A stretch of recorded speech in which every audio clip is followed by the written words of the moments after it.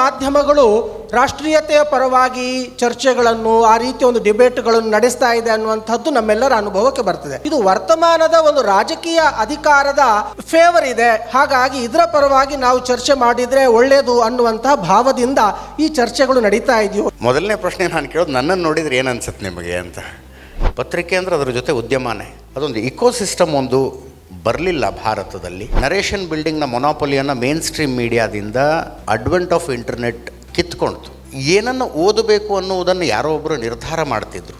ಈಗ ನಾನೇನೋ ಹೇಳಿದೆ ಅಂದರೆ ಇದು ಫ್ಯಾಕ್ಚುಯಲಿ ಕರೆಕ್ಟಾ ತಪ್ಪಾ ಅಂತ ನೀವು ಅಲ್ಲಿ ಕೂತ್ಕೊಂಡು ಕ್ರಾಸ್ ಚೆಕ್ ಮಾಡ್ಕೋತೀರಿ. ಯಾರೋ ಹೇಳಿದ್ದೇ ಅಂತಿಮ ವಾಕ್ಯ ವೇದವಾಕ್ಯ ಅನ್ನುವ ಕಾಲ ಹೊರಟು ಹೋಗ್ಬಿಡ್ತು.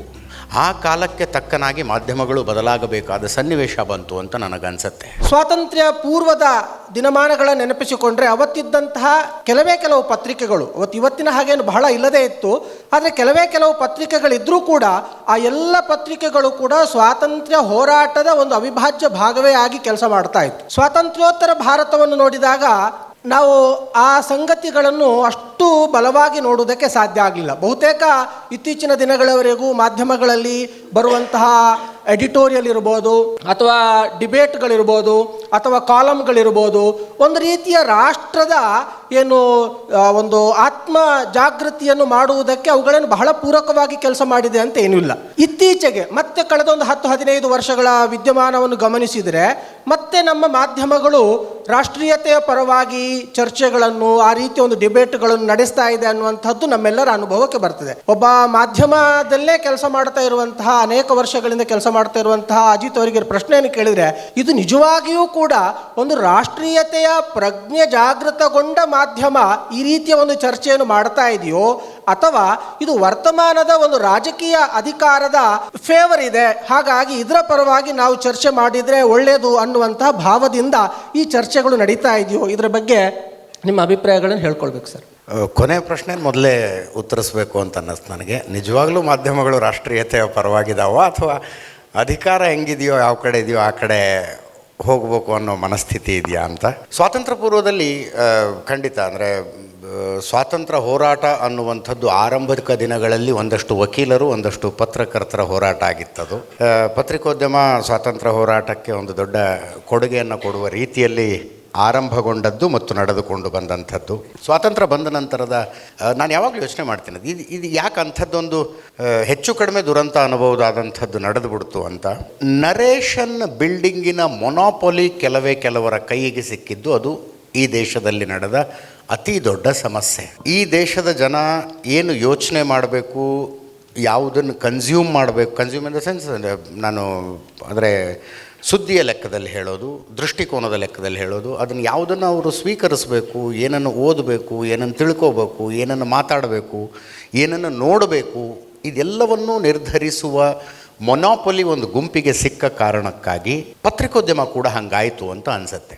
ಇದರಲ್ಲಿ ಜರ್ನಲಿಸ್ಟ್ಗಳ ಪ್ರವಾಹದ ವಿರುದ್ಧ ಈಜುತ್ತೇವೆ ಅನ್ನುವಂತಹ ಪತ್ರಕರ್ತರು ಇರಲಿಲ್ಲ ಅಂತ ನನಗೇನು ಅನಿಸೋದಿಲ್ಲ. ಆದರೆ ಅವ್ರಿಗೊಂದು ಮಹತ್ವದ ಹುದ್ದೆ, ಸ್ಥಾನಮಾನ, ಆ್ಯಂಡ್ ನಾವು ಮಾತಾಡ್ತಾ ಇರೋದು ಫೈನಲಿ ಪತ್ರಿಕೋದ್ಯಮನೇ. ಪತ್ರಿಕೆ ಅಂದರೆ ಅದರ ಜೊತೆ ಉದ್ಯಮನೇ, ಅದೊಂದು ಇಕೋಸಿಸ್ಟಮ್ ಒಂದು ಬರಲಿಲ್ಲ ಭಾರತದಲ್ಲಿ. ನಂತರದ ಬದಲಾವಣೆ ಯಾಕೆ ಬಂತು ಅಂತಂದರೆ ನರೇಷನ್ ಬಿಲ್ಡಿಂಗ್ನ ಮೊನೋಪೊಲಿಯನ್ನು ಮೇನ್ ಸ್ಟ್ರೀಮ್ ಮೀಡಿಯಾ ಕಳೆದುಕೊಳ್ತಾ ಹೋಯಿತು. ಅದಕ್ಕೆ ಕಾರಣಗಳು ಅನೇಕ ಇದ್ವು. ಅದರ ಪೈಕಿ ನಾನು ಹೇಳುವ ಅತಿ ದೊಡ್ಡ ಕಾರಣ ಯಾವುದು ಅಂದರೆ ಇಂಟರ್ನೆಟ್. ನರೇಷನ್ ಬಿಲ್ಡಿಂಗ್ನ ಮೊನಾಪೊಲಿಯನ್ನು ಮೇನ್ ಸ್ಟ್ರೀಮ್ ಮೀಡಿಯಾದಿಂದ ಅಡ್ವೆಂಟ್ ಆಫ್ ಇಂಟರ್ನೆಟ್ ಕಿತ್ಕೊಳ್ತು, ಅಥವಾ ಅದರ ಮಹತ್ವವನ್ನು ಕಡಿಮೆ ಮಾಡಿತು.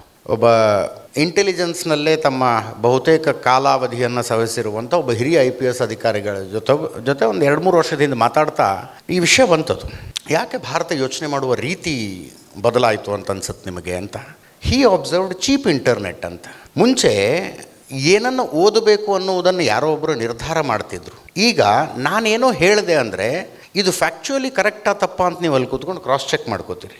ತಪ್ಪು ಅಂತಂದರೆ ಇದೇ ಕ್ಯಾಮ್ರಾದಲ್ಲಿ ರೆಕಾರ್ಡ್ ಆಗಿದ್ದನ್ನು ಯಾರೋ ಕಟ್ ಮಾಡಿ ಹಾಕಿ ಅಜಿತ್ ಇಂಥ ಸುಳ್ಳು ಹೇಳಿದ್ರು ಅಂತ ಹಾಕ್ತೀರಿ. ಅದನ್ನು ಮತ್ತಾರೋ ಶೇರ್ ಮಾಡ್ತಾರೆ. ಹೀಗಾಗಿ ಯಾರೋ ಹೇಳಿದ್ದೇ ಅಂತಿಮ ವಾಕ್ಯ ವೇದವಾಕ್ಯ ಅನ್ನುವ ಕಾಲ ಹೊರಟು ಹೋಗ್ಬಿಡ್ತು.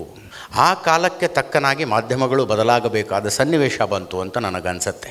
ಎರಡೂ ಏಕಕಾಲದಲ್ಲಿ ಆರಂಭ ಬಂತು.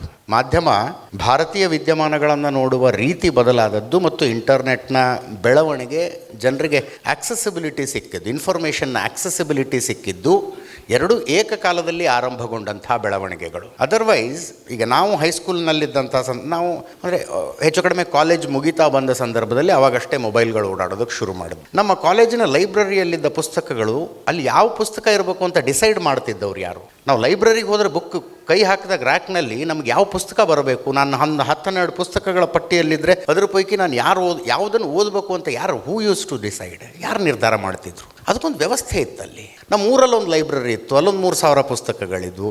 ಆ 3000 ಪುಸ್ತಕಗಳ ಪೈಕಿ ಯಾವ ಪುಸ್ತಕ ಬರಬೇಕು ಅನ್ನೋದನ್ನು ಡಿಸೈಡ್ ಮಾಡೋದಕ್ಕೊಂದು ವ್ಯವಸ್ಥೆ ಇತ್ತಲ್ಲ, ಆ ವ್ಯವಸ್ಥೆ ಕೆಲವರ ಕೈಯಲ್ಲಿತ್ತು. ಈಗ ನಾನು ಏನನ್ನೋ ತಿಳ್ಕೋಬೇಕು ಅಂತಂದ್ರೆ ನಾನು ಲೈಬ್ರರಿಗೆ ಹೋಗಿ ಪುಸ್ತಕವನ್ನೇ ತೆಗೆದುಕೊಳ್ಳಬೇಕು ಅಂತಿಲ್ಲ.